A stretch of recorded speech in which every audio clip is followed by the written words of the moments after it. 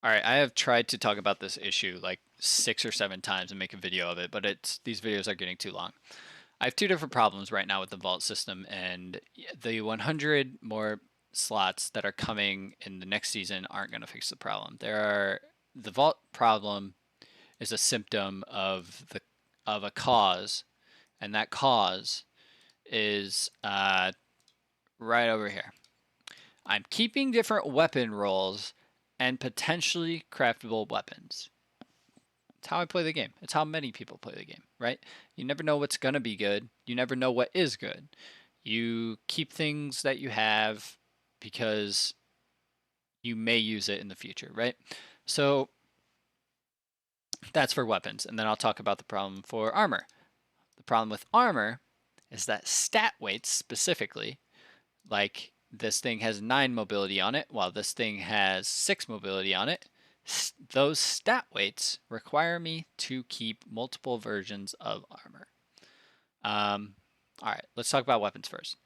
Uh, Weapons. I'm keeping 3 different extraordinary renditions. This one has one for all on it. This one has multi kill clip on it.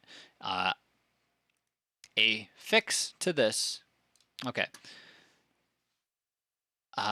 Let's not talk about the fix yet. So also, I'm keeping deep sight weapons just in case they become craftable in the future, right? So that's the problem I'm having. I'm keeping multiple different weapon rolls and potentially craftable weapons because they're good in different content. Multi-kill clip is really good in low-end content where I can kill a whole bunch of ads at once, right? And then one for all is good in higher end content where I don't get a whole bunch of kills. One for all, hitting 3 separate targets increases your damage for moderate duration, so it doesn't require a kill. Um, because you're never going to proc multi-kill clip to its full extent in a GM Nightfall, right? So the idea is I use these different weapons for different reasons.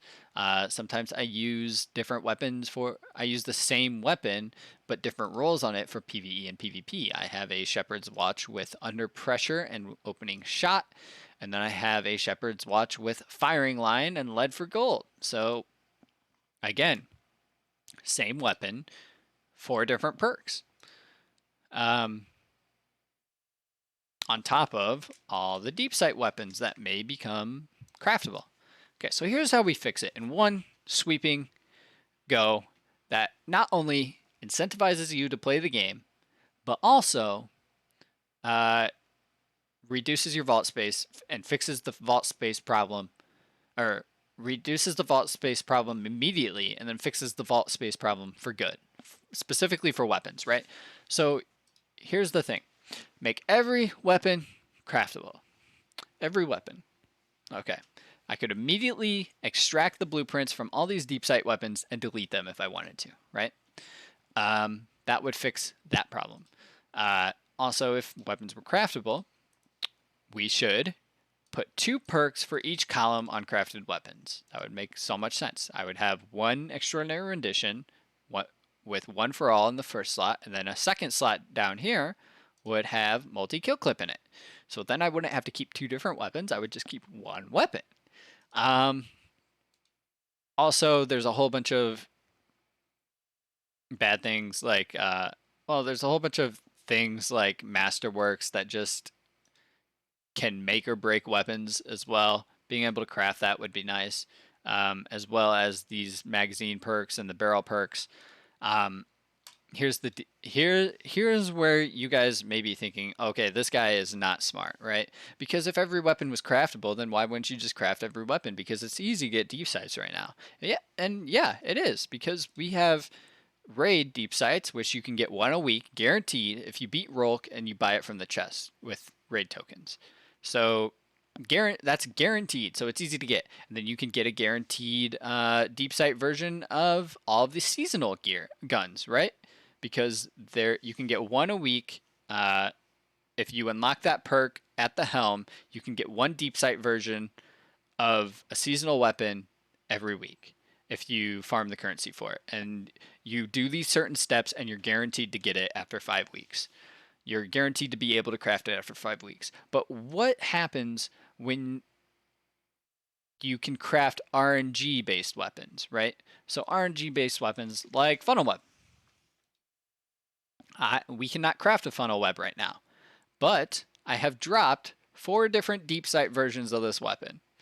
So I'm keeping them in case we can craft them in the future. And I've already talked about that. But the thing is, what if it took me a long time to get these? I played a lot, a lot, a lot for the first 2.5 months of the expansion releasing, right? Um, from February to, well, more like 2 months, from February to like mid-April. So the idea is with these RNG weapons, you not only have to get the weapon, which is RNG based, you there's a chance of you getting funnel web, right? And then there's a chance as well, it's RNG based, to have it become deep sight, right? So there are two different forms of RNG within that system. Then not only that, but remember you have to get 5 different versions of that weapon. And but here's the thing, it doesn't have to be 5. Bungie can change that number as much as they want to. They could force you to get, say, 15 to 20 deep sight versions of that weapon. And now you mean like, yo, and you're telling me like, yo, nobody's going to want to farm 15 to 20 deep sight versions of the funnel web. People are. There's a triumphs page. There's a Grimmar. Do you remember Grimmar in Destiny 1? That's what it was called in Destiny 1.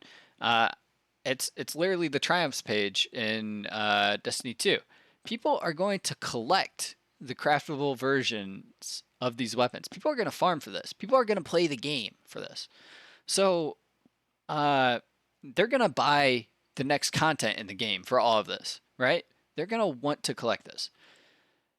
Not only that, but this doesn't break the game, right? If it takes 15 to 20 deep sight weapons to craft, to finally be able to get the blueprint to craft the weapon you want, you've had 15 to 20 drops of that weapon already. If you didn't get it within 15 to 20 drops, you're going to that's bad luck, right? At that point, the crafting system is more so like bad luck protection. It's not really a crafting system at that point if it takes that many drops to get the weapon. At that point, it's more so bad luck protection. It's protecting you from your bad luck of not getting the roll you wanted the first 15 to 20 times you got the weapon. At least, because that's the deep sight version of it. Okay, so there's my fix. Incentivizes people to go play the game, to collect these craftable version of weapons, to go craft the weapon they want. Also, there are 2 perks on each column of the crafted weapons, so you're using less vault space. Also, you're not hoarding deep sight weapons in case they become craftable in the future, like I am. Fixes vault problems for the future and practically forever, really, because you're not keeping 2 of every shotgun or 2 of every grenade launcher, or 4 of every sniper for PvP, PvE reasons, all that stuff. Okay, 2 perks for each crafted weapons. And then for exotics, I didn't list this earlier, but I'm going to list it now. It's exotics drop 10 levels under instead of 20. That way they're at powerful cap if you are at pinnacle cap, which makes sense. That's on level for practically all the content in the game except for Master Raids and GM Nightfalls. That's literally on level for Master Nightfalls and below. Dungeons and below. Oh, Master Dungeons. That's the thing too. So Master Raids, Master Dungeons, GM Nightfalls. That's the only thing those exotics wouldn't be top DPS for. You know what I mean? That way I wouldn't have to keep every single one of these at max level. I have a Rat King for no reason, right? Just at 10 levels under because I don't want to pull the one from my collections that's 20 levels under. All right. Problem. Okay, so I talked about the problem with weapons. Now this is going to break the game. It's going to incentivize people to play the game. If people play the game, then they want to pay for more content in your game. They want to, if they see something cool in the game that someone bought, they'll want to buy it. There's a monetary incentive for Bungie to do this, and then there's incentive for them. Obviously, there's the incentive of more people playing their game. Also, there for longer as well. And also, it feels good as a buyer of a game to be playing that game. It feels like you're getting your money's worth when you're playing that game. Okay. let's move on. Stat weights require me to keep armor. Stat weights require me to keep armor. So I already talked about this. This has 9. This has 6 mobility. This has 9 mobility. This has 6 mobility. But let's look at this as if this was the artifact. Okay, so you see this little button right here at the bottom of the artifact. It says reset artifact. What if that was on every single piece of armor, but it said reset stat weights? So you could reset your stat weights for a new currency, right? Or it doesn't even have to be new. Maybe you could open up Ascendant Shards so Ascendant Shards could be dropped in all new activities, and then you could use an Ascendant Shard in an upgrade module or whatever else they want you to use, right? Glimmer, and then you could reset the stat weights of this gear. So instead of 9 mobility, it would have 0, right? Everything would go down to 0, and then you'd have a little plus or minus that would pop up next to each of these stats, and then you'd click it and fill in all the stats you want. You have total 62 points to put in, and you could put in those 62 points wherever you wanted to, and then you click confirm, and once you click confirm, you would then if you ever wanted to reset it again, you would have to spend that currency again, just like you can do with the artifact, right? So you can click reset artifact and change the mods you want to unlock. Just like if there was a reset button here, you would be able to change the stat weights. So here is okay. So that would decentivize me from keeping a whole bunch of armor in my vault that are practically only there because they have different stat weights. Here's how this wouldn't break the game. Right now, there are 4 different elements of each armor. So you would need 4 different elements for each of your 3 characters, right? So that would be 12 armor sets. Because if you're keeping, you would keep 5 different armor sets of solar armor, or you would keep 5 different Titan solar armors. You would keep 5 different Titan void armors. You would keep 5 different Titan stasis armors, 5 different Titan arc armors. And then you would do the same for your hunter and your warlock. Also on top of that, you would have the exotics. So you would still have quite a bit of armor in your vault, and there would still be reason to keep armor or go farm for new armor. Not only for the elements, but there's also something else in the game that they could implement further, kinda. So there are raid armor mods, Vault of Glass armor mods, Vow of the Disciple armor mods, and these mods allow you to equip, these mod slots allow you to equip mods specifically for that content. They could add mods and mod slots specifically on Strike armor sets, on Crucible armor sets, or on Gambit armor sets, and then you can go farm those armor sets in that specific activity, and then you would want high stat rolls of those armor sets, so you'd be farming for that. You would be farming, maybe you could farm for each element of Strike armor sets. If all you play is strikes, you would want 4 different sets of Strike armor sets just so you could have 4 different elements, and then you wouldn't have to pay the currency cost every single time you wanted to switch elements on your armor. So the idea is this would stop vault hoarding, and all it'd do is increase the amount of currency that you would want to farm. So it would incentivize you to play the game, right? To get the currency. Also, it incentivize you to play the game if you wanted to get these different armor sets. There wouldn't be a lack of farming in the game, even if you were to implement this change where you could put any armor stats you want on any armor piece. This one would be capped at 62. Okay, so see here I have a Vow of the Disciple headpiece, and I have another one right here as well. I would keep the higher stat roll one, which is a 65 stat, which is higher than the 63 stat. And then anytime I wanted to, I could just delete, or I could just reset the stat weights, and then put new stat weights on the armor piece. I don't think it'd break the game. It would it's still incentivize people to farm specific content, and And honestly, if you wanted to charge Eververse, or if you wanted to charge people, if you wanted people to buy that currency through Eververse, I think it would be possible. Like you could do that. You could make it a new currency, and then you could like the transmog currency is a new currency, but make it a stat weight currency, right? And then you could sell it through Eververse. But if it's farmable in every activity, you could farm it or you could buy it. Like there's no problem there because you could always farm it. So that's the solution. Being able to reset stat weights with a currency that drops in all activities.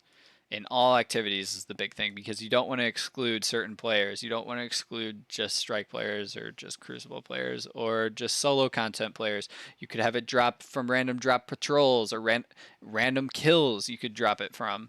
You could drop it from anything. Reputation packages at vendors. You could drop it from a whole bunch of stuff. So that'll incentivize all players to play, not just some players, right? And then the raid gear sets and elements are worth keeping due to mod slots, and add origin mod slots. I kind of describe them as like origin traits, but for armor. Origin mod slots for strike, crucible, and gambit. Oh yeah, and then upgrade the stat rolls of exotics and collections. I think I already talked about that. How I would keep the 59. There's a 59 stat here. So why are things in my collections dropping at 48 stat? This would allow me to delete a whole bunch of exotics that I rarely use because I could always just grab it from the vault or the collections if I wanted to. But right now, if I grab it from collections, it's only dropping at 48 stat. So it's literally incentivizing me to keep the armor on me. I never use Kepri's Sting, but I have one at 63 stat, so I'm going to keep it because I never want to buy the one for 48 stat ever, just in case Kepri's Sting becomes good. So that's another change too. All of these changes are focused towards giving you more room in your vault, so the vault problem never exists again. And the vault problem gets remedied not just in the future, right? But today. And not just today, but is remedied in the future. So this is gonna be an immediate and lasting change. All of these changes. Also, all of these changes include all players in the game, not just players who play raids, not just players who play Crucible, not just players who play strikes or solo content, not just players who play dungeons, not just speedrunners, not just, every player is going to be incentivized to play the game more because this is going to fix vault problems and incentivize you to play the game. Because the currency that drops is going to drop from all activities, and every single activity is going to have its own mod slot set, and also every single weapon in the game is going to be craftable, including all the open world weapons, all the crucible weapons, all the strike weapons that you get from those specific playlists. Everything's going to be farmable for a reason. And then so everybody's incentivized to play the game, all different kinds of players. I'm going to talk about two things that aren't that I didn't go over that has nothing to do with the vault really, but mods, specific mods, right? That drop from Ada. It does not feel good to pay for a game and not play it. I'm going to say that right now. It does not feel good to pay for a game and not play it. With Ada being a vendor that sells mod slots that you could easily just have drop from the end of an activity is mind-boggling. She needs to be removed. Like, mods from vendors need to be removed and added to content in the game, so I'm incentivized to play the game, not to wait for a vendor to sell certain items, but to play the game. I want to play the game. Okay, that's out of the way. And then the other change is Ascendant Shards. Ascendant Shards. Ascendant shards, what they specifically allow you to do, right, is to upgrade your armor to level 10. When you do that, you get more stats on that armor. When you get more stats on the armor, then of course, it makes the game easier because you get you get one rank practically. If your whole armor set is rank 10, is all rank 10, then you get one level in each mobility, resilience, recovery, discipline, intellect, and strength, which is a good buff, right? It's practically a just stats increase to your character itself. You know, your whole character's attributes are going up by one level. So locking the currency that allows you to do that behind the toughest content in the game practically makes the better, let's not say better players in your game, but the players who already play that content in your game, the players who already play that tougher content, let's call it tougher content, because it is tougher because you have to get to that light level, and then you like the enemies at that level are tougher, right? They take more bullets to kill, they kill you easier.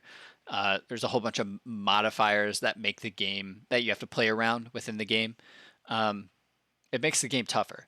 So the people who play this tough content are the ones getting the ascendant shards that makes their character stronger, right? Why is their character becoming stronger?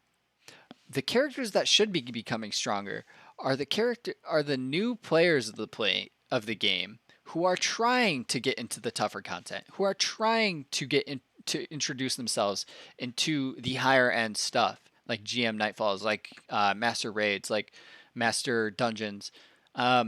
These players are the players who need the bonus, not the players who already do this content, but the players who don't do this content.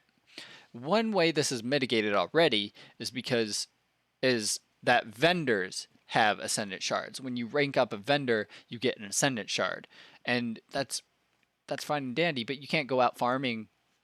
I mean, the way to farm ascendant shards is literally just ranking up a vendor.